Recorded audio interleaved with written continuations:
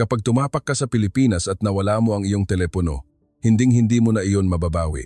Iyan ang pangungusap na paulit-ulit na sinasabi ni Henry, isang retiradong Pranses. Sa loob ng 8 taon, ito ay dahil iginigiit ng kanyang mga kaibigan sa Seoul na ang mga ngiti sa Pilipinas ay isang patibong at ang syudad ay puno ng panloloko. Si Camille, ang kanyang asawa, ay naniwala rito hanggang sa punto na hindi man lang niya naisip na dumaan doon. Ngunit isang gabi, pinilit sila ng tadhana na mag-layover sa Maynila isang gabi lamang. Plano nilang tiisin ito at agad na tumakas pabalik sa Europa. Subalit, ilang minuto lamang matapos bumaba ng eroplano, ang maayos na katahimikan, ang magalang na hindi maingay na pag-uugali at ang sistema na dahan-dahang yumayakap sa mga tao ay nagsimulang magpabago sa kanilang mga lumang paniniwala. At nang tuluyan ngang mawala ang telepono ni Henry, inakala niyang katapusan na ng lahat hanggang sa marinig niya ang isang pangungusap na magpapanginig sa isang lalaking hindi kailanman umiyak at magpapatanto sa kanya na minsan, ang katotohanan ay humihiling lamang na maglakas loob tayong tumingin gamit ang sarili nating mga mata. Matapos ang pangungusap na parang sumpang binitiwan ni Henry, nanahimik ang lahat sa kanilang silid tulugan sa hotel sa Paris, na para bang may pumindot ng stop button. Sandaling tinitigan ni Camille ang kanyang asawa, hindi para makipagtalo, kundi para maintindihan kung bakit ang isang taong nakasama niya sa buong buhay niya ay hinahayaan pa rin ang mga kwento ng iba ang humubog sa kanyang mundo. Si Henry ay isang klasikong lalaking Pranses, mahilig sa kaayusan, makatwiran at naniniwala sa mga bagay na napatutunayan. Hindi siya masamang tao, ayaw niya lang na ang buhay niya ay dalhin ng emosyon. Kariretiros lang niya mula sa trabaho sa pinansya at nakagawian pa rin ng kanyang mga kamali na suriin ang oras, ang ruta at ang mga dokumento na para bang magiging mas ligtas ang buhay kung ang lahat ay nasa loob ng kontroladong espasyo. Ang kanyang karisma ay nasa kanyang kahinahunan, katatagan at responsibilidad na hindi nawala sa kanyang mga balikat. Si Camille naman ay kabaligtaran. Mas nararamdaman niya ang mundo sa pamamagitan ng kanyang puso kaysa sa mga numero. Nagtrabaho siya bilang guro ng sining sa buong buhay niya at naniniwalang ang tao ay hindi lamang tama o mali kundi may mga damdaming kailangang pakinggan. Nang lumaki at umalis na ang kanilang mga anak, ang kinatatakutan ni Camille ay hindi ang pagtanda kundi ang katahimikan ng bahay na walang tumatawag sa kanyang pangalan tuwing umaga. Kaya, naghanap siya ng mapaglalagyan ng kanyang puso at hindi sinasadyang napunta ito sa South Korea. Nagsimula ito sa isang serye na iniwang bukas ng kanyang anak na babae sa sala. Noong gabing iyon, umuulan at ang Paris ay kulay abo na parang hindi na mahugasan.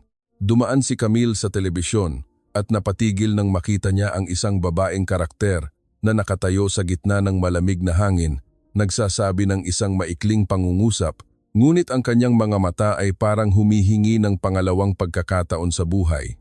Hindi agad nahulog ang loob ni Camille sa Korea. Nahulog siya sa pakiramdam na ang mga tao ay mayroon pa ring pagnanasa. Mula noon, nagsimulang lumawak ang kanyang mundo.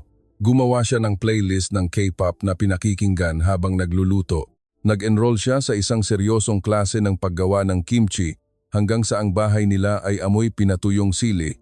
Inanyayahan niya ang kanyang mga kaibigan para sa isang Korean dinner sa kanilang bahay at tumawa ng may sigla na parang isang babae sa edad na 3. Hindi siya sumusunod sa uso. Ginagamot niya ang sarili mula sa kahungkagan ng pagre-retiro at ang Korea ang espasyo na nagparamdam sa kanya na ang mundo ay gising pa. Sa simula, tiningnan ni Henry ang lahat ng ito bilang isang libangan lamang. Sarkastiko niyang sinabi, "May sining din naman, alak at kasaysayan sa Europa, bakit kailangang lumipad sa kabilang panig ng mundo?" Ngunit hindi niya lubusang pinigilan ang kanyang asawa dahil may nakita siyang mas mahalaga kaysa sa katwiran. Nakita niyang bumalik ang kulay sa mukha ni Camille. Nakita niyang may mga kuwento at pananabik ito na parang isang taong bagong umibig. Ang totoo, mas minahal lang niya ang sariling buhay. Kaya sa huli pumayag si Henry na maglakbay para sa kanya, hindi para sa anumang bansa. Unang beses niyang pumunta sa Seoul na may pag-iingat, na parang isang taong may dalang makapal na mapa, takot maligaw, takot maloko, takot sa gulo ng isang malaking lungsod. At oo, napagod talaga siya. Ang ingay ng mga tao, ang mga sasakyang parang rumaragas ang tubig, ang mga karatula na hindi niya mabasa lahat, ay nag-iwan sa kanyang utak ng walang puwang para magpahinga. Ngunit sa gitna ng pagod na iyon, nakita niya si Camille na tumatawa sa gitna ng palengke. Nakita niya itong nakikipagtawaran sa Ingles na pautal-utal at masaya na parang nanalo sa isang maliit na digmaan. Nakita niya itong kumukuha ng litrato ng mga neon lights sa gabi na parabang nag-iipon ng mga bituin sa kanyang bag. Ang pag-ibig ni Henry ay hindi matatamis na salita, kundi ang pagtayo sa tabi niya sa mga bagay na hindi niya larangan upang ang taong mahal niya ay maging mahusay. Kaya pumayag siyang gawing taunang tradisyon ang pagpunta sa Korea. At nakapagtataka, habang lumilipas ang panahon, nasanay na siya sa ritmo ng lungsod. Nagsimula na niyang tandaan ang mga paboritong restaurant ni Camille at nagsimula na siyang batiin ang may-ari ng guest house na dati nilang tinuluyan ng isang ngiti na bihirang makita sa kanya. Ngunit habang lalo silang napapalapit sa Seoul, lalong sumisikip ang usapan. Ang mga bagong kaibigan sa palengke, ang may-ari ng tinutuluyan, ang mga tao sa kafe lahat ay nagsasalita tungkol sa kalapit na bansa, ang Pilipinas, na may tono ng babala kaysa rekomendasyon. Si Camille ay mahusay makinig. Tahimik niyang tinanggap ang mga salitang iyon. Samantala, inilagay ito ni Henry sa kanyang kahon ng pagdududa na dati nang naroon. Unti-unti, naging isang imahe ito sa kanilang isipan nang hindi nila namamalayan na para bang may gumuhit ng mapa sa kanilang ulo nang hindi man lang tinatanong ang may-ari kung gusto ba nilang iguhit ito sa ganoong paraan. Ayaw ni Camille na maniwala agad kaninuman. Natatakot lang siyang magkamali sa edad na ayaw na niyang mag-aksaya ng oras sa mga hindi magagandang bagay. Mas malaki ang takot ni Henry. Takot na kung ang mundo ay wala sa kanyang kontrol, hindi niya mapoprotektahan ang taong mahal niya. At para sa isang lalaking tulad niya, ang takot na direktang sabihin ay masyadong nakakahiya. Kaya ito ay nagbago ng anyo at naging isang matigas na pangungusap, huwag na tayong pumunta doon. Ngunit isang gabi, bago ang kanilang susunod na biyahe, habang nagtutupi ng damit si Camille sa dulo ng kama, tumingala siya sa kanyang asawa at mahinang nagsalita na parabang mas kinakausap ang sarili. Wala na tayong masyadong oras, Henry. Ayokong mamatay na nabubuhay pa rin ayon sa mga kwento ng ibang tao. Ang pangungusap na iyon, bagamat hindi malakas, ay tumagos ng direkta. Hindi agad sumagot si Henry. Tiningnan niya ang kanyang mga kamay na dating kumokontrol sa mga numero sa buong buhay niya, at napagtanto na may mga bagay sa mundo na hindi makokontrol at isa na rito ang katotohanan ng isang lugar kung hindi niya mismo ito pupuntahan para makita. Hindi gustong patunayan ni Camille kung sino ang mali. Gusto niyang patunayan na ang kanyang puso ay maaari pa ring pumili. At nagsimula ring maramdaman ni Henry na marahil ang pagiging pinakamalakas na lalaki ay hindi ang pagsasara ng lahat ng pinto para sa kaligtasan, kundi ang maglakas loob na buksan ang isa at managot sa kung ano ang makikita ng sarili niyang mga mata. Noong gabing iyon, matagal silang nanahimik. Isang katahimikan na hindi nangangahulugang paglalayo, kundi dahan-dahang paglapit sa isa't isa, na para bang dalawang taong magkasama sa buong buhay, ay ngayon lang nalaman na ang susunod na paglalakbay ay maaaring hindi lamang pagpapalit ng bansa, kundi pagbabago ng paraan ng pagtingin sa sangkatauhan magpakailanman. Kinabukasan sa Paris, hindi pa rin makalimutan ni Henry ang sinabi ni Camille. Ayokong mamatay na nabubuhay pa rin, ayon sa mga kuwento ng ibang tao. Para itong maliit na bubog na nahulog sa kanyang puso. Saan man siya maglakad, may tumutusok ng bahagya para ipaalala na mayroon pang hindi natatapos. Ngunit ang isang mahabang pagsasama ay may sariling paraan. Hindi kailangang magdesisyon agad sa lahat ng bagay. Hinayaan lang na dahan-dahang meresap ang ideya, tulad ng mainit na tsaa na kailangan ng oras para lumabas ang tunay na lasa. Ilang linggo makalipas, bumalik sila sa Seoul gaya ng dati. Parehong lungsod, parehong amoy, parehong mga ilaw. Ngunit sa pagkakataong ito, si Camille ay parang isang taong naglalakad na may bagong tanong sa isip. Hindi lang saya ang kanyang hinahanap. Tinitingnan niya kung totoo ba ang mga boses na matagal na niyang naririnig, lalo na ang mga boses na nagsasalita tungkol sa Pilipinas. Nagsimula ito sa isang maliit na tindahan ng prutas malapit sa Myeongdong. Ang tindero, na naging malapit na kay Camille, ay nag-abot sa kanya ng dalandan para tikman at nagsalita na parang nag-uusap lang tungkol sa panahon. Kung pupunta kayo sa ibang lugar sa Asia, huwag doon. Delikado, ang mga taong nakangiti pero hindi mapagkakatiwalaan. Sinabi niya ito na may mukha ng pag-aalala, hindi pang mamaliit. Ngunit ang ganoong uri ng pag-aalala ang lalong nagpapatunay sa kanyang mga salita. Tumawa si Camille nang pilit at nagtanong kung nakapunta na ba siya roon. Umiling ang lalaki. Hindi, pero ang mga kaibigan ng mga kaibigan ko ang nagkuwento. At nagpatuloy siyang magkuwento na parang nandoon mismo siya mga taxi na nagpapaikot-ikot, mga hotel na naniningil ng sobra, mga tindahan na nagpapanggap na pala kaibigan at pagkatapos ay hindi ka titigilan. Ang mga kuwentong ito ay walang ebidensya, ngunit mayroon itong emosyon at ang emosyon ang nagpapaniwala sa mga tao. Pagsapit ng gabi sa guest house, ang may-ari na ilang taon na nilang nakakausap ay nagsabi rin ng halos pareho. Masaya sa Pilipinas, pero kailangan ninyong mag-ingat ng husto. Maraming dayuhan ang naloloko doon at mabilis niyang tinapos sa pagsasabing, "Sinasabi ko ito dahil nag-aalala ako sa inyo." Ang mga salitang "nag-aalala ako" ang pumigil kay Camille na tumutol. Tumango siya na parang nakikinig kahit na sa loob niya ay nagsisimula na ang pag-aalinlangan dahil kung lahat ay pare-pareho ang sinasabi, hindi na ito nagkataon lang, hindi ba? O dahil ba lahat ay nanghihiram lang ng takot sa isa't isa na parang isang handa ng gamitin na pangungusap? Tahimik na nakinig si Henry. Siya yung tipo ng tao na kapag narinig ang salitang naloko, agad na tumutunog ang alarma sa kanyang isip. Dahil para sa kanya, ang maloko ay hindi lang pagkawala ng pera, kundi pagkawala ng dignidad o kakayahang protektahan ang kanyang pamilya. Hindi siya nagsalita ng marami, ngunit nagsimula siyang magbuo ng isang hagdan ng kaligtasan sa kanyang isip. Kung okay sa Korea, manatili sa Korea. Kung gustong pumunta sa Asya, pumili ng bansang sinasabi ng mga tao na mas ligtas. At ang Pilipinas ay inilagay sa kategorya ng panganib nang hindi na kailangan. Sinubukan ni Camille na sabihin sa sarili na hindi nila alam ang totoo. Ngunit ang takot ay may espesyal na kakayahan. Pinapayagan tayong tanggapin ang mga bagay na hindi pa napatutunayan dahil lang sa kailangan natin ang pakiramdam ng kontrol.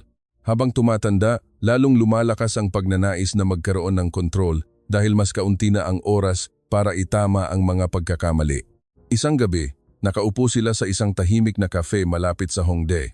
Napansin ni Camille ang dalawang turista na nagtatawanan kasama ang isang empleyado ng tindahan. Isa sa kanila ay nakasuot ng t-shirt na may salitang Manila. Napatitig siya nang mas matagal kaysa sa karaniwan at tinanong ang sarili kung masama talaga ang bansang iyon. Isusuot ba ng mga tao ang pangalan ng lungsod ng may pagmamalaki? Hindi niya ito sinabi ng malakas dahil sa maliit na tahanan ng kanilang pagsasama.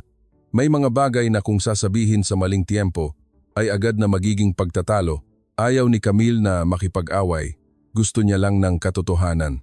Ang nagpalala sa sitwasyon ay ang pag-uusap ay naging parang isang hatol na. Sa palengke, may nagsabi, ang mga Pilipino ay mapagsamantala. Sa cafe, may nagsabi, ang mga Pilipino ay hindi tapat. Sa tren, may isang turista na nagsabi, kung pupunta ka doon, kailangan mong maghanda na magoyo. Lahat ng sinasabi ay masyadong magkakatulad kaya nagsimulang magduda si Camille. Pareho ba talaga ang bansang kanilang pinag-uusapan? O ang imahe lang ng Pilipinas na matagal nang ipinapasa? Napansin din ni Henry ang pagkakatulad na iyon, ngunit iba ang kanyang interpretasyon. Hindi siya nagduda kung tsismis ba ito. Nagtaka siya kung bakit kailangan pang sumugal. Tiningnan niya si Camille at sinabing, "Masaya na naman tayo. Bakit kailangan pa nating subukan ang isang bagay na maaaring sumira sa biyahe?" Ang kanyang boses ay hindi matigas, ngunit may nakatagong takot-takot na kung may mangyaring masama, mawawala kay Camille ang kaligayahang bagong-bago pa lang niyang natagpuan. Narinig ito ni Camille at lumambot ang kanyang puso. Alam niyang mahal siya ni Henry, ngunit ang pag-ibig na masyadong maprotekta ay minsan parang isang kulungan na gawa sa pag-aalala. Ayaw niyang maramdaman ng kanyang asawa na pinipilit siya. Kaya itinago niya ang kanyang tanong sa puso at nagsimula na lang gumawa ng maliliit na bagay. Nag-research siya tungkol sa Pilipinas, nanood ng mga video ng paglalakad sa Maynila, pinakinggan ang boses ng mga tao, ang wika, ang mga tawa, at natuklasan na hindi ito kasing nakakatakot ng kanyang inakala. Sa isang templo sa Seoul, nakakita si Camille ng isang karatula na nagsasabing, "Huwag husgahan ang isang tao mula sa salita ng iba." Pakiramdam niya ay para sa kanya isinulat ang karatula na iyon. Lumabas siya, huminga ng sariwang hangin, at nagpasya na hindi niya hahayaang ang kanyang buhay ay manatili lamang sa mga bansang pinahihintulutan ng iba na puntahan niya. Ngunit ang desisyon ni Camille ay hindi biglaan. Alam niyang kailangan niya ng isang dahilan na tatanggapin ni Henry dahil si Henry ay hindi takot sa paglalakbay. Takot siya sa kawalan ng katiyakan. Kaya nagsimula siyang mag-isip, tulad ng isang taong nagmamahal. Kung dadalhin niya ito upang makita ang katotohanan, kailangan niyang iparamdam dito na sapat itong ligtas para buksan ang kanyang puso. At tila narinig ng tadhana dahil ang kanilang susunod na flight ay may ruta na hindi maiiwasang dumaan sa Maynila isang gabi lamang. Para bang ang mundo ay nag-aalok ng isang maliit na pagkakataon, isang pagkakataon upang patunayan na kung minsan ang pinakanakakatakot na bagay ay hindi isang bagong bansa, kundi ang mabuhay sa buong buhay na may mga lumang takot. Hindi pa alam ni Camille na ang isang gabing iyon ay magpapanginig sa isang lalaking tulad ni Henry hindi dahil sa panganib, kundi dahil sa kabutihan na hindi niya inasahang matatagpuan sa isang lugar na dati niyang hinusgahan na hindi mapagkakatiwalaan kahit kaunti. Ang tiket ng eroplanong iyon ay parang isang tadhanang nakatupi sa isang sobre, Seoul at Paris, ngunit kailangang dumaan sa Maynila. Isang gabi lang para magpahinga at lumipad muli, diin ni Henry, na para bang nagtatakda ng patakaran sa mundo. Hindi tumutol si Camille. Alam niyang ang sobrang pagtulak ay magsasara ng pinto. Ngunit sa kanyang puso, ang pinto na iyon ay dahan-dahang bumubukas ng kusa. Sa eroplano, tuwid pa rin ang upo ni Henry. Ang kanyang mga kamay ay nasa pasaporte at mga dokumento ng hotel booking. Binasa niya ang bawat linya ng paulit-ulit hanggang sa halos maniwala si Camille na binabasa niya ito para hindi manginig ang kanyang puso. Huwag kang masyadong mag-isip, sabi niya kay Camille. Ngunit sa totoo lang, sinasabi niya ito sa kanyang sarili. Dahil ang salitang Pilipinas sa kanyang isip ay nakatali pa rin sa mga boses ng iba at ang mga boses na iyon ay hindi kailanman nagbigay ng garantiya na magiging maayos ang lahat. Dumilim ang mga ilaw sa kabin. Dahan-dahang bumaba ang eroplano. Malinaw na inanunsyo ng kapitan ang pangalan ng paliparan. Ninoy Aquino International Airport. Bahagyang tumingala si Henry na para bang tinatanggap na nakarating na nga sila. Samantala, ang puso ni Camille ay tumibok ng mabilis hindi dahil sa saya, kundi dahil malapit nang sagutin ng katotohanan ang kanyang mga tanong. Nang bumukas ang pinto ng eroplano, pumasok muna ang malinis at malamig na hangin. Isang hangin na walang amoy ng bigat, walang tensyon na karaniwang nalalanghap ng mga taong takot na maloko. Tumayo ang mga pasahero sa maayos na pila, tahimik. Walang tulakan, walang malakas na reklamo. Lahat ay sumusunod sa mga simbolo sa sahig na para bang ito ay isang universal na wika na hindi na kailangang isalin. Tumingin si Henry sa kaliwat kanan at bumulong. Kakaiba, maraming tao pero hindi magulo. Bago pa man makarating sa unang checkpoint, nakita ni Camille ang mga welcome sign sa iba't ibang wika, maliwanag ngunit hindi nakakasilaw, hindi magulo. Ang mga empleyado ng paliparan ay nakatayo sa kani-kanilang puwesto, hindi sumisigaw, hindi nagtataboy ng tao gamit ang emosyon, kundi gumagamit ng magalang na pagturo ng kamay. Ang kanilang mga mukha ay may ngiti na hindi mapilit, na para bang sinasabing, huwag kang magmadali, nandito lang kami. Hinawakan ni Camille ng bahagya ang braso ng kanyang asawa. Hindi niya sinabing, kita mo na, hinayaan niya lang itong maramdaman. Ang talagang nagpatigil kay Henry ay ang kaayusan ng daloy ng mga tao. Hindi ito isang malamig na katahimikan, kundi isang katahimikan na nagmumula sa paggalang sa espasyo ng isa't isa. Walang gustong makaabala. Ito ang tinatawag ng mga Pilipino na pakikipagkapwa-tao. Kahit hindi pa niya alam ang salitang ito, naramdaman niya ito sa kapaligiran. Malinaw ang mga pila sa immigration. Ang mga opisyal ay nakakapagsalita ng sapat na Ingles para mapanatag ang mga dayuhan. Ang kanilang mga mata ay hindi mapanuri, kundi mga matang nakatuon sa pagtatapos ng trabaho ng propesyonal. Welcome to the Philippines, sabi ng isa na may malambot na tono, hindi matigas, hindi pilit, at hindi nagbebenta ng kahit ano. Tinanggap ni Henry ang kanyang pasaporte na may selyo at yumuko para tingnan ito, na para bang sinusuri kung totoo ba ang nangyayari. Nagpaalam si Camille para magtungo sa banyo. Habang naglalakad, napansin niyang malinis ang sahig na sumasalamin sa ilaw. Mabango ang amoy sa banyo, hindi matapang. Maayos ang lahat. May tissue, sabon, at tuloy-tuloy ang agos ng tubig. Natawa siya ng bahagya sa kanyang isip dahil ang imahe na iginuhit ng iba para sa kanya ay nagsisimula ng magmukhang isang luma at kupas na litrato. Pagbalik niya, nakatayo si Henry at seryosong binabasa ang mga karatula papasok sa lungsod na para bang gumagawa ng homework. Nagtanong siya sa isang babaeng empleyado kung aling transportasyon ang dapat nilang sakyan papunta sa kanilang hotel. Ang empleyado ay hindi nagmadaling sumagot.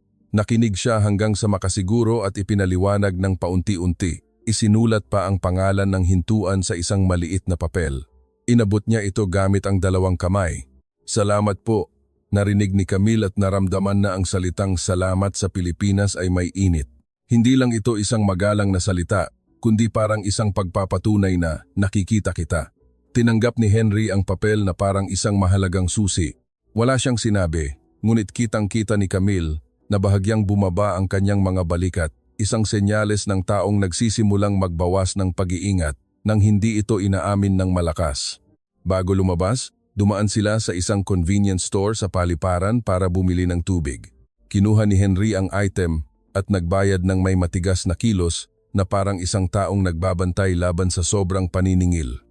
Ngunit malinaw ang presyo, sakto ang sukli ng kahera. Hindi ito nagsalita ng marami ngunit ngumiti ng bahagya at sinabing, "Salamat po." Napatingin si Henry sa mukha nito ng mas matagal kaysa sa karaniwan na para bang hinahanap ang panloloko na ibinabala sa kanya ngunit wala siyang nakita.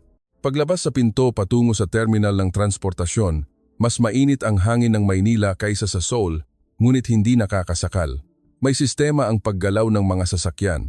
Ang mga tumatawag ng taxi ay hindi nagsisigawan.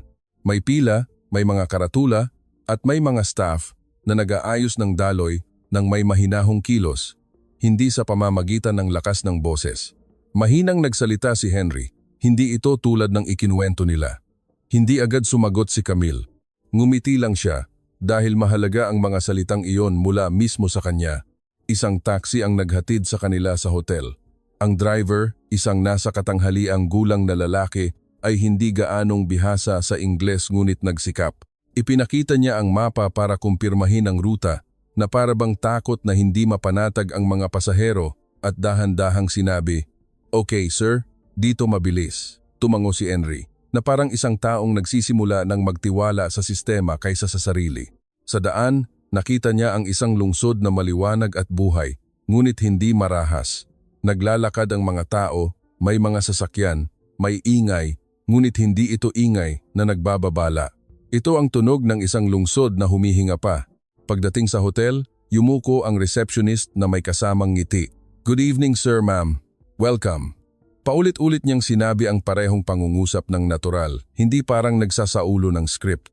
Napansin ni Camille na kahit hindi gaanong magarbo ang hotel, sinisikap pa rin nilang alagaan ang mga bisita ng buong puso. Pumirma si Henry sa mga dokumento at tumingala. "Thank you," maikling sabi niya sa Ingles, ngunit mas malambot na ang kanyang tono. Noong gabing iyon, lumabas sila para kumain malapit sa hotel. Isang maliit na karinderya lokal, eatery, na may mabagal na umiikot na bentilador. Amoy ng adobo at bagong saing na kanin ang sumalubong sa kanila. Magalang na nagtanong ang may-ari, "Spicy po, sir?" Sumagot si Camille, "Medyo lang po," at tumawa. Tumawa rin ang may-ari, na para bang ang buhay ay hindi kailangang laging may laban. Tinikman ni Henry ang unang subo at natigilan. Hindi siya nagulat sa anghang. Nagulat siya dahil masarap ito sa isang tapat at totoong paraan, hindi nagpapasikat. Pagbalik sa silid, umupo si Henry sa gilid ng kama, matagal na tahimik, na parang isang taong tinatanggap na may isang bagay sa kanyang isip na gumuho. Ngunit ito ay isang pagguho na may kasamang ginhawa, hindi sakit. Tumabi si Camille, hindi nagmamadali, hindi sobrang umaalo, mahina lang siyang nagsalita. "Bukas lilipad na tayo ulit, pero ngayong gabi kahit papaano, nakita natin gamit ang sarili nating mga mata." Tumango si Henry. Tiningnan niya muli ang kanyang mga kamay na dating humahawak sa katiyakan at dahan-dahang nagsalita na para bang nagbukas ng bintana para pumasok ang hangin. Siguro ang pinakadelikadong bagay ay hindi isang bagong bansa, kundi ang mga lumang paniniwala na hindi natin kailanman sinuri. Pumikit si Camille. Alam niyang hindi pa dumarating ang tunay na pagsubok dahil kinabukasan, kailangan nilang maglakbay gamit ang pampublikong sasakyan, makisalamuha sa galaw ng lungsod. At minsan, pinipili ng tadhana ang isang maliit na bagay, tulad ng isang telepono para sukatin kung ang isang tao ay maniniwala sa tsismis o sa kapwa-tao sa kanyang harapan. Sa tahimik na gabi ng Maynila, hindi alam ni Henry na malapit na niyang marinig ang isang pangungusap mula sa isang estranghero na magpapaluha sa isang matigas na lalaking tulad niya, hindi dahil sa naloko, kundi dahil sa pagtrato sa kanya ng may higit na karangalan kaysa sa inaasahan niya mula sa salitang Pilipino sa buong buhay niya. Kinabukasan sa Maynila, pumasok ang sikat ng araw ng malambot, hindi kasing tindi ng inaakala ni Henry. Nagsimulang marinig ang mga tunog ng lungsod. Ang mahinang paggulong ng mga sasakyan, ang usapan ng mga tao sa harap ng kapihan, ang pagbati ng isang tindera sa kanyang suki, mga salitang hindi niya maintindihan ngunit nagpapahiwatig na ang mundo ay maaari pa ring maging magiliw. Naunang nagising si Camille. Tumayo siya sa bintana at pinanood ang kalsada. Nakita niya ang mga taong papasok sa trabaho, mabilis maglakad ngunit hindi nagkakabanggaan. Nakita niya ang isang nagtitinda sa kariton na humihinto para magpatawid. Nakita niya ang mga ngiti na hindi para sa kamera, kundi para lang sa isa na namang umaga na lilipas ng maayos. Lumingon siya kay Henry, na abala pa ring inaayos ang mga dokumento sa mesa. Siya pa rin ito, ngunit ang tigas sa kanyang mga balikat ay tila bahagyang natunaw. Marami pa tayong oras bago ang flight, mahinang sabi ni Camille. Gusto mong maglakad-lakad? Dito lang sa malapit. Sandaling nanahimik si Henry bago sumagot. Sige, pero bantayan natin ang oras. Kailangan pa rin niya ng kondisyon para makaramdam ng kaligtasan at pumayag si Camille. Hindi niya gustong manalo. Gusto niyang makita ni Henry. Lumabas sila ng hotel at dumaan sa isang kainan na may amoy ng mainit na arroz caldo. Ang nagtitinda ay ngumingiti sa bawat customer na para bang kamag-anak, hindi lang isang dumaraan. Pinanood ni Henry abang eksenang iyon na parang nag-aaral ng bagong wika, ang wika ng kagandahang asal na hindi nangangailangan ng salita. Iminungkahi ni Camille na dumaan sila sa isang maliit na kapihan sa tapat ng hotel. Ngumiti ang barista at nagtanong, "Matamis po?" Sumagot si Camille, "Less sugar po." Maikli ang order ni Henry, Amerikano. Tumango ang barista at sinabing, "Sige po, na," para bang tinatanggap hindi lang ang kanyang order, kundi pati na rin ang kanyang pagkatao. Habang naghihintay ng kape, kinuha ni Henry ang kanyang telepono para tingnan ang oras, ang mapa, lahat para masigurong nasa kontrol niya ang sitwasyon. Palagi niya itong ginagawa para hindi mawala sa kontrol ang mundo. Ngunit nang dumating ang kape, ipinatong niya ang telepono sa counter sandali. Isang sandali lang kung saan nagtiwala ang kanyang puso na marahil walang mangyayari dito. Umupo sila, uminom ng kape, at naglakad pa ng kaunti. Ang bangketa ay may mga puno na nagbibigay lilim. Dahan-dahang gumagalaw ang mga dahon na para bang humihinga ang lungsod. Nagsimulang magsalita ng kaunti si Henry. Hindi ito kasing gulo ng inaakala ko. Tumango lang si Camille. Hindi niya minadaling idagdag ang "sabi ko sa'yo" dahil alam niyang kung ito ay katotohanan, ito mismo ang lalapit sa kanya. At biglang natigil ang lahat sa isang pangungusap na lumabas sa bibig ni Henry. Mahina at maikli, nawawala ang telepono. Napalingon si Camille at nakita ang pamumutla ng kanyang asawa. Parang nawalan ng dugo ang kanyang tiwala sa sarili sa isang iglap. Paulit-ulit na kinapa ni Henry ang kanyang mga bulsa na para bang naghahanap ng ebidensya. Sinubukan niyang alalahanin kung saan niya ito huling inilagay, kung hawak ba niya ito kanina. Ngunit habang lalo siyang nag-iisip, lalo siyang nalilito dahil ang takot ay nagpapaikot-ikot sa kanyang utak. "Huwag kang magpanik." Hinawakan ni Camille ang kanyang braso. "Bumalik muna tayo sa kapihan." Masyadong mabilis na tumango si Henry na parang tumatanggap ng utos para lang magkaroon ng direksyon. Naglakad siya ng mas mabilis, ngunit hindi tumakbo. Natatakot siyang masira ang kanyang imahe. At iyon ang masakit para kay Henry. Hindi ang pagkawala ng gamit, kundi ang pagkawala ng imahe na kaya niyang kontrolin ang buhay. Pagdating sa kapihan, tiningnan sila ng parehong barista na para bang alam na agad kung ano ang nangyari. Hindi ito nagtanong ng malakas, hindi nagpakita ng pagkainis. Mahina itong nagsalita, "May nawawala po ba?" At itinuro ang loob, "Tulungan ko po kayong tingnan." Naglakad ito papunta sa isa pang empleyado at bumalik na may dalang balita na malinaw na natandaan ni Camille. "Kanina po, may isang customer na Pilipino na nakapulot. Iniwan niya po dito sa counter, pero nakaalis na po siya. Sabi niya, ihahatid daw po niya sa lost and found ng pinakamalapit na istasyon ng pulis. Natigilan si Henry. Ihahatid niya? Ang tanong niya, na para bang nagtatanong kung may ganitong lohika sa mundo, tumango ang barista. Opo, karamihan po ng Pilipino, ganyan ang ginagawa. Tatawagan ko po para sa inyo. Kinuha niya ang telepono ng tindahan at mabilis na tumawag sa Filipino. Pagkatapos ay lumingon sa kanila at malinaw na sinabi sa Ingles. Papunta na po siya sa istasyon. Mga 15 minuto pa po, nandoon na sa counter ng lost and found ang gamit ninyo. Ang mga salitang mga 15 minuto pa ang nagpatahimik kay Henry. Dahil ito ang mga salita ng isang sistema. May oras, may lugar, may proseso. Para bang hindi siya iniwan ng mundo na lumulutang sa takot. Naghintay sila, hindi uminom ng tubig si Henry, hindi nagsalita. Nakatingin siya sa sahig na para bang nakikipaglaban sa mga lumang paniniwala na ang mga nawawalang gamit sa ibang bansa ay tapos na. Tiningnan ni Camille ang kanyang asawa at naintindihan. Hindi lang ito telepono, ito ang kanyang personal na buhay, mga litrato ng pamilya, mga contact, bank apps. Ang buong tiwala niya ay nakapaloob sa isang maliit na device na iyon. At ang takot ni Henry ay hindi takot sa mga Pilipino, kundi takot na mali pala ang kanyang pinaniwalaan sa loob ng mahabang panahon at kailangan niyang aminin na hinusgahan niya ang mga taong hindi niya kilala. Nang matapos ang oras, sinabi ng barista na pumunta na sila sa istasyon. Naglakad si Henry na parang may hawak na pag-asa, ngunit hindi niya ito hinihigpitan, takot na mabasag. Sa counter ng lost and found, isang nasa katanghaliang gulang na lalaki ang bahagyang ngumiti. Good morning, sir. Kayo po ba ang nawalan ng telepono? Sabi niya, na may tono na hindi nagpaparamdam ng kasalanan sa nagkamali. Pinagsulat sila ng maikling impormasyon, tinanong ang modelo at ang hitsura ng lock screen na para bang isang natural na proseso lang. Wala pang 5 minuto, isang lalaki ang pumasok na may hawak na telepono. Simpleng damit, medyo pagod ang mukha na parang galing sa trabaho. Ngunit paglapit niya, ginawa niya ang isang bagay na nagpatigil sa paghinga ni Henry. Inabot niya ang telepono gamit ang 2 kamay at sinabing, Sir, I'm sorry, I found this. I was worried you might be concerned. Tinanggap ni Henry ang telepono na parang tinatanggap pabalik ang buong mundo niya.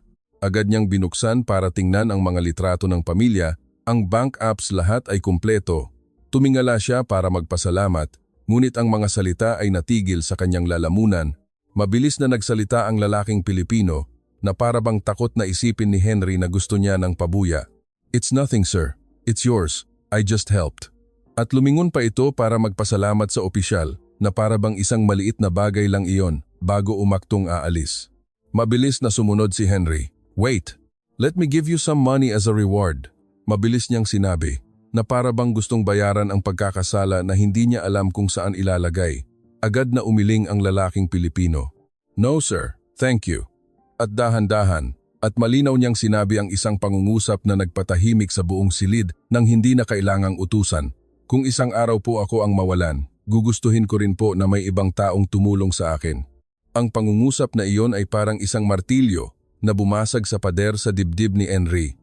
Hindi para masaktan, kundi para magbukas ng puwang para pumasok ang liwanag. Tumulo ang kanyang mga luha nang hindi niya namamalayan. Nanigas siya sa kinatatayuan, na parang isang taong natalo. Ngunit sa katotohanan, nananalo siya laban sa sarili niyang takot sa unang pagkakataon sa loob ng maraming taon. Nakatayo sa tabi niya si Camille, may luha rin sa mga mata.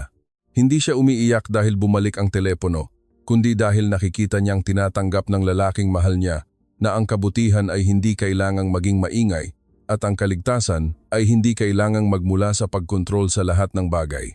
Minsan, ito ay nagmumula sa isang lipunan na sadyang nagpasyang huwag saktan ng isa't isa. Sinubukan ni Henry na magpasalamat. Thank you very much. Nanginginig ang kanyang boses. Bahagyang ngumiti ang lalaking Pilipino. Walang anuman po. Ingat po sa biyahe.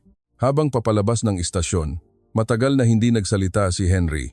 Tinitingnan niya ang telepono sa kanyang kamay na para bang hindi ito isang device, kundi isang aral. Hindi minadali ni Camille na magbigay ng conclusion. Alam niyang ang pinakamalalim na aral ay magsasalita sa pinakatahimik na sandali. At sa wakas, nagsalita si Henry ng mahina. na para bang isang pag-amin sa sarili. Akala ko noon ang pagiging magalang ay isang pag-arte. Pero ngayon, parang ginagawa nila dahil galing talaga sa puso. Hinigpitan ni Camille ang hawak sa kanyang kamay. Alam niyang sa loob lang ng isang gabi sa Maynila, nagawa nito ang hindi kayang gawin ng 1,000 paliwanag. Nagawa nitong muling maniwala sa kapwa-tao ang isang lalaki. At kapag nagsimulang maniwala sa kapwa-tao ang isang tao, mas maniniwala na siya sa katotohanan kaysa sa tsismis. Ngunit hindi pa dito nagtatapos ang kwento. Dahil pagbalik sa Pransya, haharapin ni na Henry at Camille ang parehong mga boses ng kanilang mga kaibigan at sa pagkakataong ito, hindi na sila mananahimik. Nang lumapag ang eroplano sa Pransya, inakala ni Henry na ang lahat ng nangyari ay itatabi na lang na parang resibo sa kanyang pitaka, isang nakakagulat na karanasan ng isang gabi, at pagkatapos ay babalik na ang buhay sa dati. Ngunit hindi ganoon gumagana ang mundo, dahil ang totoong nagbago ay wala sa paliparan o sa mga kalsada ng Maynila.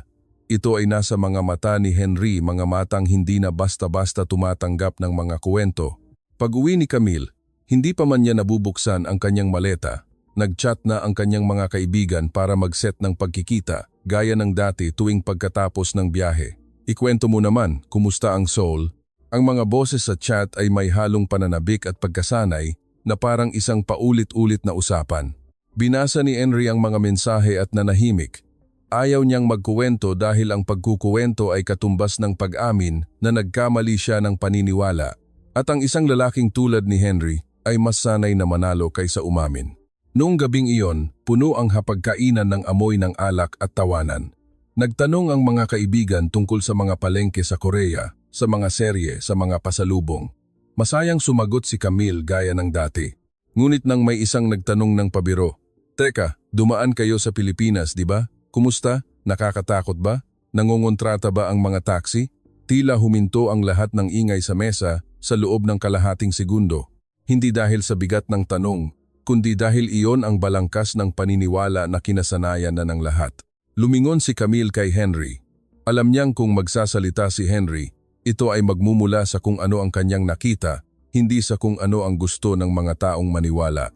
At dahil doon, kung siya ang magsasalita, mas may bigat ito kaysa sa 10 beses na pakikipagtalo. Dahan-dahang ibinaba ni Henry ang kanyang baso ng alak at nagsalita sa isang boses na hindi malakas, ngunit nagpatahimik sa buong mesa.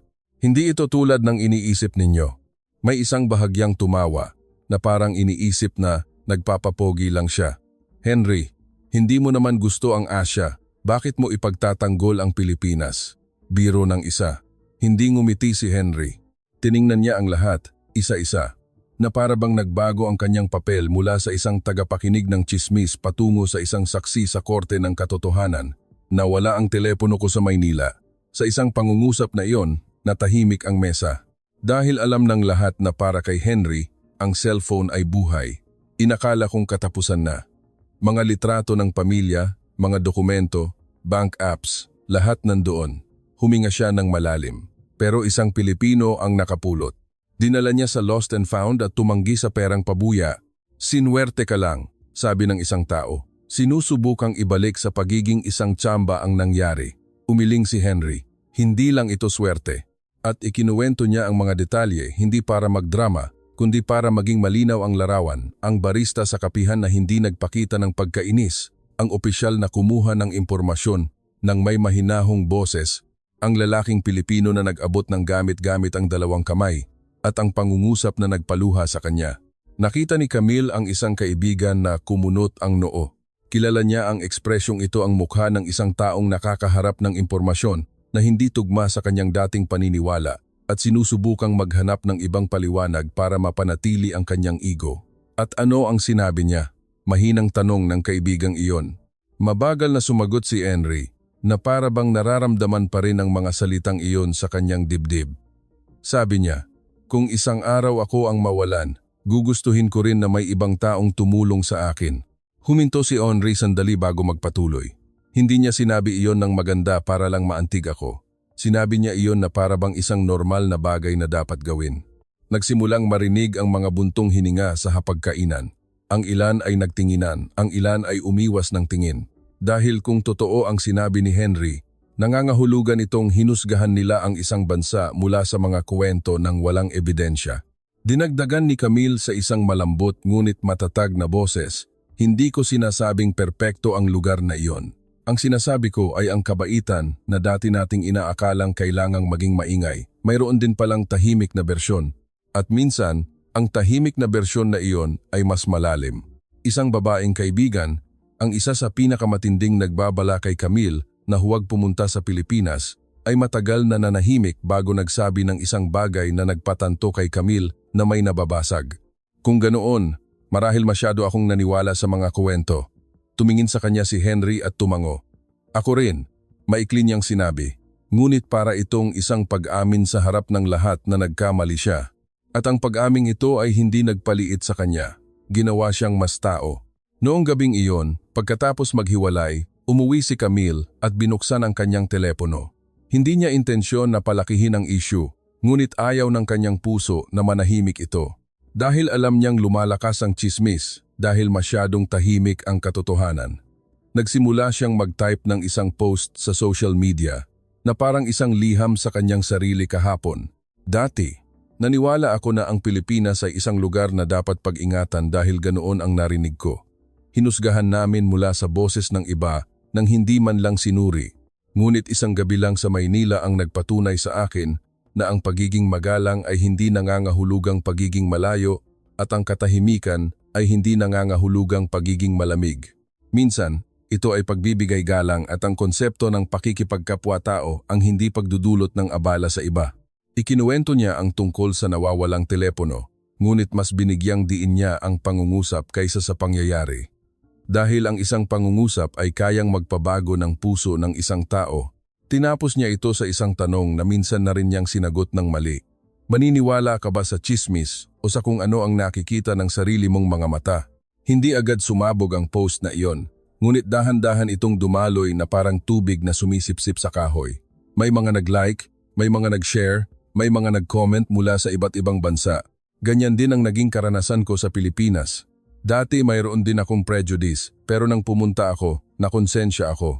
At ang pinaka nagpakaba sa puso ni Camille ay ang komento mula sa isang kaibigan sa hapagkainan. "Nag-book na ako ng flight papuntang Maynila. Gusto ko lang i-check para sa sarili ko." Binasa iyon ni Henry at tumawa sa unang pagkakataon ng may ginhawa. Hindi isang tawa ng pangungutya, kundi isang tawa ng isang taong nakikitang lumalawak pa ng kaunti ang mundo. Lumingon siya kay Camille at sinabing, "Alam mo, dati akala ko ang pagbabago ng isip ay pagkatalo. Pero ngayon, alam ko na ang pagbabago ng isip ay paglago." Ngumiti si Camille. Alam niyang ang aral ng kuwentong ito ay hindi tungkol sa kung ang Pilipinas ba ay mabuti at ang Pransya ay hindi, o kung aling bansa ang mas magaling. Ito ay isang aral na higit pa sa mga bansa, isang aral tungkol sa hindi pagpayag na ang mga boses ng iba ang maging mata para sa atin.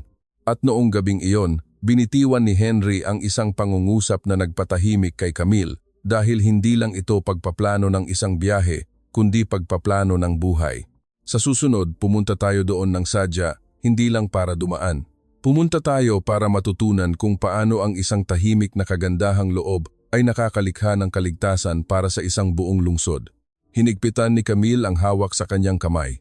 Alam niyang ang kuwentong ito ay papunta na sa susunod na kabanata, ang kabanata kung saan babalik sila sa Pilipinas kasama ang iba.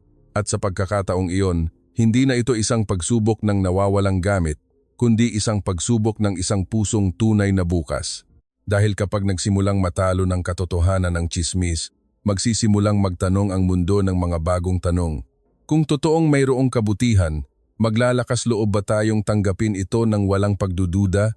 3 buwan matapos ang gabing iyon sa Pransya, muling tumuntong sina Henry at Camille sa Maynila.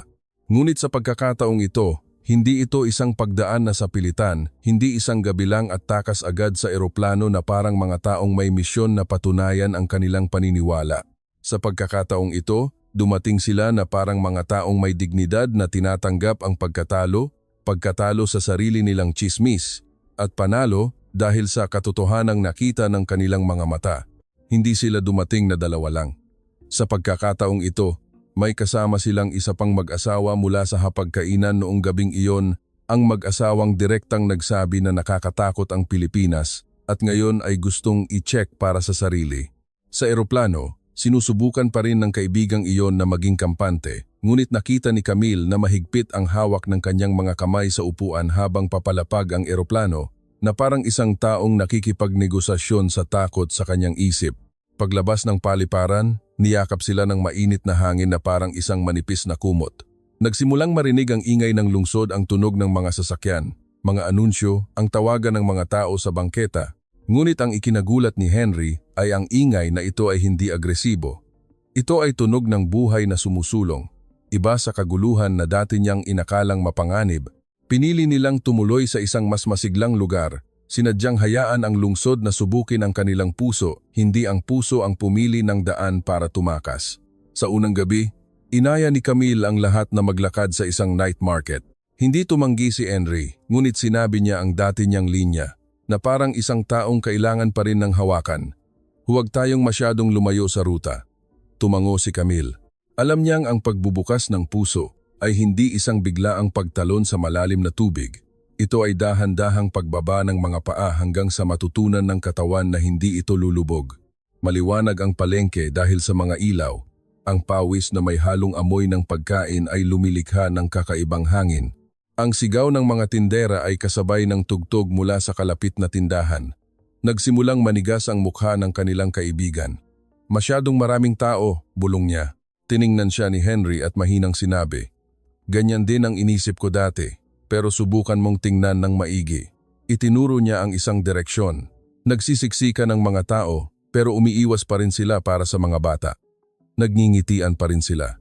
At dumating ang tunay na pagsubok ng hindi inaasahan. Bago pumasok sa isang kainan sa tabi ng daan, kinapa ng kaibigan ni Henry ang kanyang bulsa at namutla tulad ni Henry noon. "Wala ang wallet ko." Ang pangungusap na iyon ay nagparamdam kay Camille na parang umuulit ang panahon. Ngunit sa pagkakataong ito, ang mga taong nasa sitwasyon ay hindi na pareho at ang kailangang magpasya kung ano ang paniniwalaan ay hindi na si Camille. Nagsimulang magpanik ang kaibigan. Sabi na nga ba, dito, malapit na niyang sabihin ang dating linya ng tsismis, ngunit pinutol siya ng boses ni Henry malinaw at mas kalmado kaysa dati. "Tigil muna. Huminga tayo at gawin natin ito ng paunti-unti."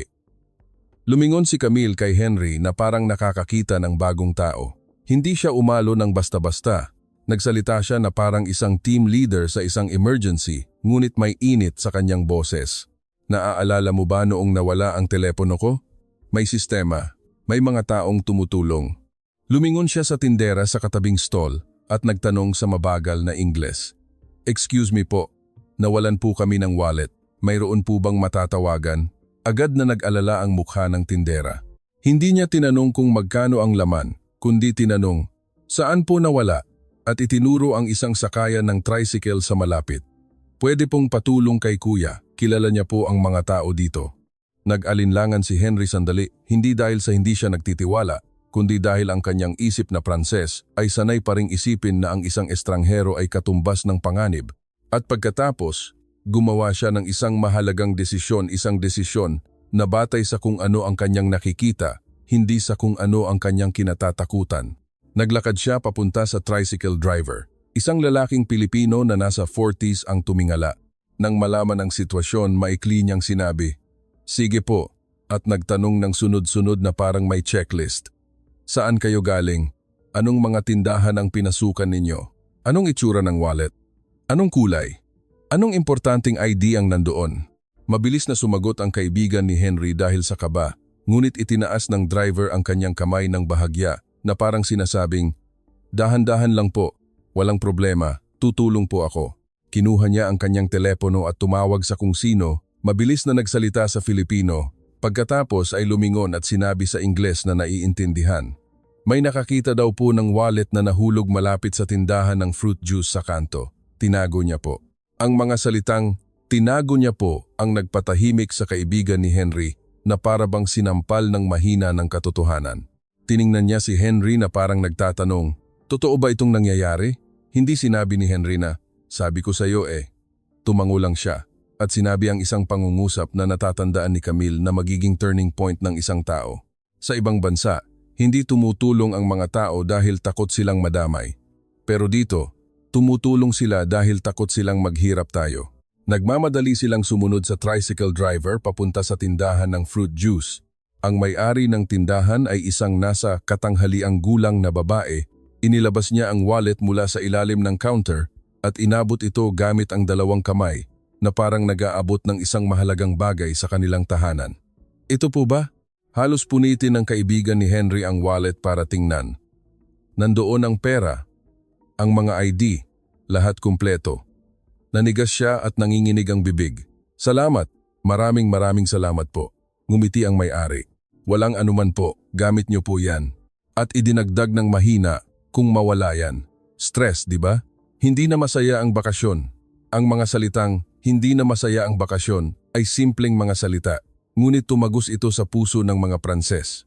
Dahil hindi ito isang aral sa moralidad, ito ay ang pag-iisip ng isang Pilipino. Kapag nagdurusa ang iba, apektado ang buong grupo. Tumutulong kami para makahinga muli ang lahat. Kumuha ng pera ang kaibigan ni Henry at sinubukang iabot sa kanya. Mabilis na umiling ang babae. Huwag na po. At lumingon kay Henry. Tulungan lang po. Matagal na nanahimik ang kaibigan ni Henry. Sa huli, nagsalita siya sa isang mababang boses na parang isang pag-amin. Ako ang nagkamali. Hindi dahil sa nawala ko, kundi dahil sa paniniwalang sasamantalahin ng mga tao dito ang pagkakataon. Noong gabing iyon, hindi sila inaya ni Camille sa isang bar o sa isang maingay na lugar. Dinala niya ang lahat sa isang maliit na simbahan malapit sa kanilang tinutuluyan. Sa Maynila, hindi lang ito isang banal na lugar. Para itong isang silid pahingahan ng kaluluwa. Pagpasok sa gate ng simbahan, tila humina ang ingay ng lungsod. Ang natira na lang ay ang tunog ng hangin, ang mahinang kalembang ng kampana at ang amoy ng insenso na hindi nagmamadali. Umupo si Henry sa isang bangkong kahoy, pinanood ang pag-indak ng liwanag ng kandila at nagsalita kay Camille na parang kinakausap ang sarili. Naiintindihan ko na, ang pagiging magalang ng mga Pilipino ay hindi isang pag-arte. Ito ay isang seryosong pakikipagkapwa-tao, isang pag-aalala na ayaw nilang maabala ang ibang tao kahit hindi nila tayo kilala. Tiningnan siya ni Camille. Wala ng luha, ngunit ang kanyang puso ay puno na para bang isang pangungusap ang nagsara sa buong kuwento. Huminga ng malalim si Henry at nagsalita ng dahan-dahan malinaw na parang isang pangako. Mula ngayon, hindi ko nahahayaang ang tsismis ang maging mata para sa akin. Titingin ako gamit ang sarili kong mga mata. At hahatol gamit ang isang bukas na puso. Tahimik na nakaupo sa tabi niya ang kaibigan ni Henry. Bago magsalita ng mahina, ako rin. Tumawa siya ng bahagya, na parang isang taong nahihiya. Nakakatawa ano? Natakot ako sa Pilipinas, pero ang Pilipinas ang tumulong sa akin. Ngumiti si Camille. Alam niyang ang kuwentong ito ay hindi nagpanalo sa sinuman laban sa ibang bansa. Ngunit nagpanalo ito sa isang tao laban sa pader sa loob ng kanyang sariling isip. At iyon ang pinakamalalim na tagumpay. Noong gabing iyon, naglakad sila pabalik sa tinutuluyan, dumaan sa mga kalsadang may ingay pa rin, may mga ilaw, may mga tao. Ngunit sa puso ni Henry, hindi na kasing ingay ng dati ang lungsod. Naging tunog na ito ng katotohanang nanalo laban sa mga salitang walang basehan. At alam niyang ang kuwentong ito ay kailangan pang ikuwento hindi para purihin ang anumang bansa, kundi para paalalahanan ang bawat tao na ang kabaitan ay hindi kailangang patunayan ng mga salita. Pinapatunayan ito sa pamamagitan ng pagbabalik ng tiwala sa isang taong dating hindi naniniwala sa mundo. Dumating ang huling umaga sa Maynila ng tahimik na parabang sinadya ng lungsod na huwag agawin ang eksena mula sa kung ano ang nangyari sa kanilang mga puso kagabi. Binuksan ni Henry ang kurtina para pumasok ang sikat ng araw sa kanilang silid. Hindi magarbo ang hotel. Ngunit malinis na parabang may nag-aalaga sa bawat sulok ng hindi na kailangang ipagsigawan. Nakatayo si Camille at pinagmamasdan ang kalsada sa ibaba. Nakita niya ang mga taong nagsisimula ng kanilang araw. Isang tindera na nag-aayos ng paninda, isang street sweeper na dahan-dahang ginagalaw ang walis, mga tricycle driver na mahinang nag-uusap. Lahat ay may sariling ritmo na parabang hindi pinipilit ng Maynila na may manalo, kundi hinihikayat ang lahat na magpatuloy ng sabay-sabay. Ang kaibigan ni Henry ay may bakas pa ng pagod sa kanyang mga mata, ngunit ang takot ay nabawasan. Parabang ang pagbabalik ng wallet ay hindi lang nagbalik ng isang gamit, Ibinalik nito ang paniniwala na mayroon pa ring mabubuting tao sa mundo. Hindi na nagsalita si Camille para umalo. Natutunan na niya na kapag nagsimulang makita ng tao mismo, nagiging hindi na kailangan ng ating mga salita. Ngayong araw, plano nilang maglakad-lakad sa isang lumang distrito, dahan-dahan. Hindi para mag-check-in sa mga lugar, hindi para kumuha ng magagarang video. Gusto lang nilang maramdaman ang lungsod ng buong araw. Iminungkahi ni Henry na magsimba muna sila sa isang malaking simbahan bago umuwi at pagkatapos ay bumili ng pasalubong para sa kanilang mga anak sa Pransya. Binanggit niya ang kanyang mga anak na may mas malambot na boses, na parang isang taong ngayon lang nalaman na ang init ng pagmamahal ay hindi kailangang pilitin. Ngunit mahilig magturo ang buhay ng huling aral ng walang pasabi. Pagbaba nila mula sa tren, kinuha ni Henry ang kanyang telepono para tingnan ang mapa, pero biglang namatay ang baterya. Marahil dahil sa sobrang paggamit kagabi, automatiko siyang kumunot ang noo. Kinapa ng kabilang kamay ang kanyang bulsa para hanapin ang power bank. Wala. Lumingon siya kay Camille na parang isang taong bumalik sa harap ng pader ng kawalan ng katiyakan. Ngunit sa pagkakataong ito, hindi na kasing taas ng dati ang pader. Naligaw na naman yata tayo, pabirong sabi ng kaibigan ni Henry, ngunit may anino pa rin ng pag-aalinlangan sa kanyang mga mata. Sandaling nanahimik si Henry, bumuntong hininga, at sinabi ang isang pangungusap na hindi inakala ni Camille na maririnig mula sa kanya ng ganito kabilis. Kung ganoon, magtanong tayo. Lumingon siya sa isang security guard na nakatayo sa harap ng isang convenience store. Ngumiti ang guard at bahagyang yumuko bago pa man makapagsalita si Henry. Magandang umaga po. Malinaw na sinabi ni Henry sa Tagalog ang nag-iisang salita na kanyang pinag-aralan. At dahil doon, tila nagliwanag ang mga mata ng guwardiya na para bang isang maliit na pangungusap ang nagbukas ng pinto ng pagiging malapit. Nagtanong si Henry ng direksyon sa Ingles. Matiyagang nakinig ang guard at detalyadong itinuro ang daan, gumuhit pa sa hangin na para bang naglalatag ng mapa. Diretso po, tapos kaliwa. Mga 5 minutong lakad. Kapag nakita ninyo ang tindahan ng noodles, tumawid po kayo. Makikita ninyo na po ang pasukan. Dahan-dahan siyang nagsalita para maintindihan at idinagdag ang isang pangungusap na nagpangiti kay Camille. Kung hindi nyo po makita, balik lang po kayo dito at magtanong ulit. Hindi lang ito isang simpleng pagturo, ito ay isang pag-ako ng responsibilidad sa kanyang payo. Ito ang bagay na lalong nakikita ni Camille. Ang kabaitan ng Pilipino ay hindi isang panandaliang emosyon, para itong isang maliit na sistema na nakatanim sa puso ng mga tao. Isang sistema na naniniwalang hindi dapat mahirapan ang iba dahil sa atin. Sinundan nila ang direksyon, dumaan sa isang eskinita na may amoy ng almusal, sa mga lumang bahay na kahoy na may mga halamang umaapaw sa bakod, sa mga tunog ng inang tumatawag sa kanyang anak papasok sa eskwela. Ang kaguluhan ay hindi nawala, ngunit mayroong pagkatao sa bawat espasyo. Biglang natapilok ng bahagya ang kaibigan ni Henry, muntik nang matumba. Isang batang estudyante na naglalakad sa unahan ang mabilis na lumingon. Okay lang po kayo? Mabilis ngunit magalang na tanong ng bata at tinulungang alalayan ng kanyang braso. Natigilan sandali ang kaibigan ni Henry bago ngumiti. Salamat, sabi niya sa Tagalog na may halong accent na Pranses na ikinatawa ng bahagya ng bata. Hindi ito tawa ng pangungutya, kundi tawa ng pagkaaliw.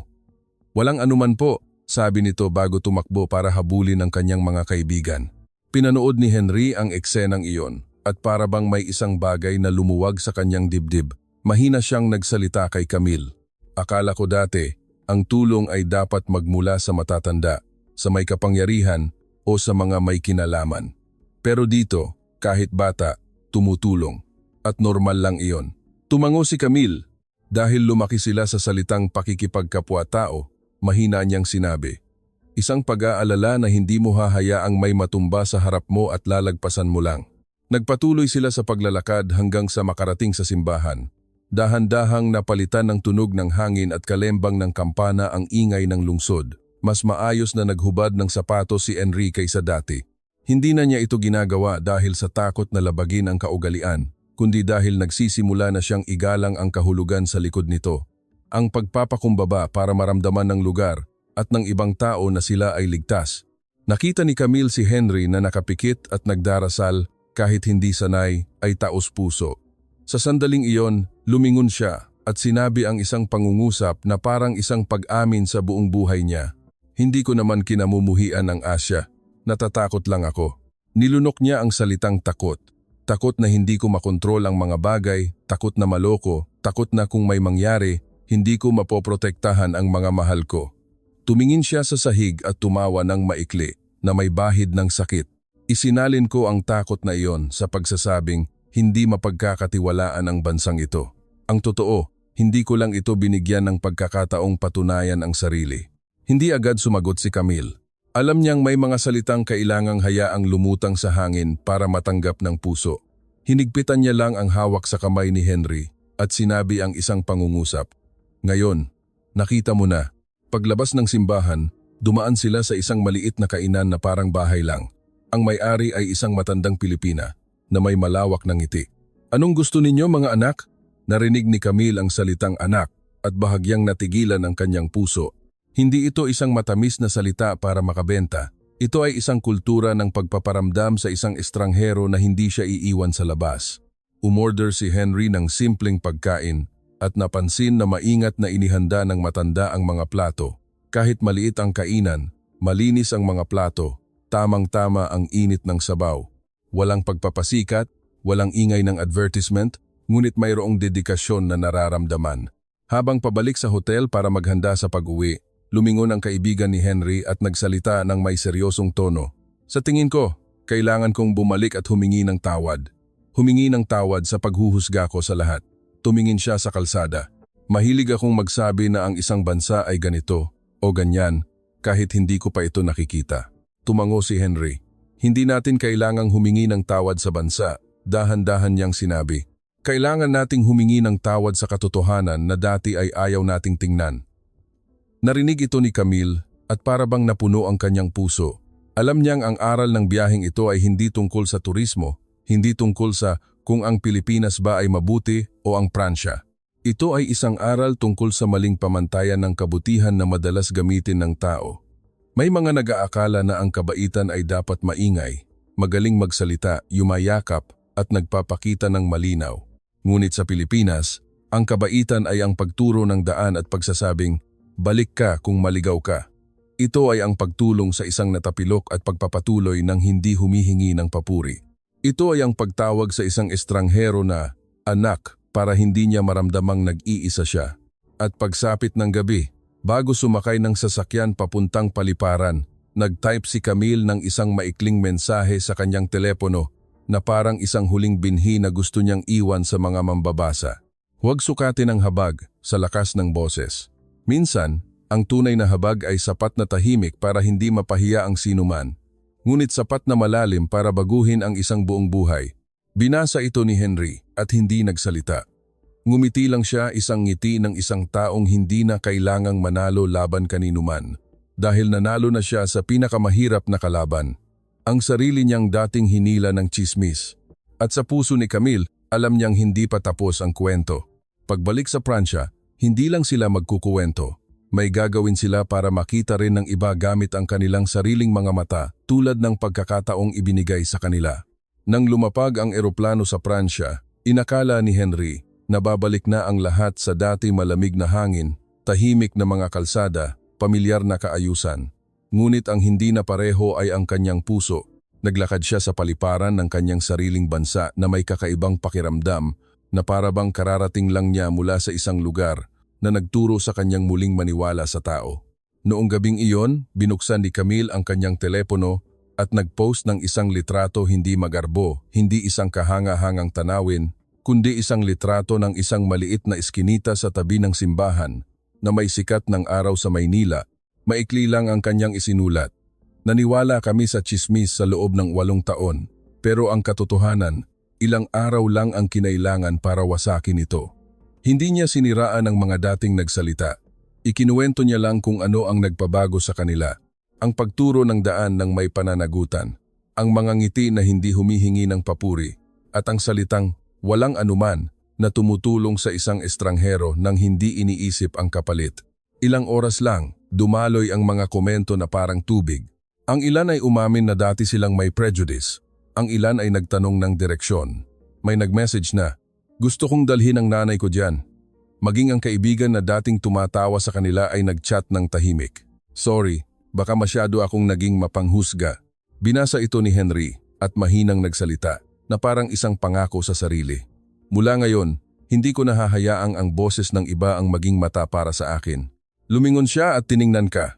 Ang nakikinig sa kuwentong ito, sa iyong puso, kung bukas ay kailangan mong pumili. Maniniwala ka ba sa chismis? O magkakaroon ka ng sapat na lakas ng loob na pumunta at tingnan ito gamit ang sarili mong mga mata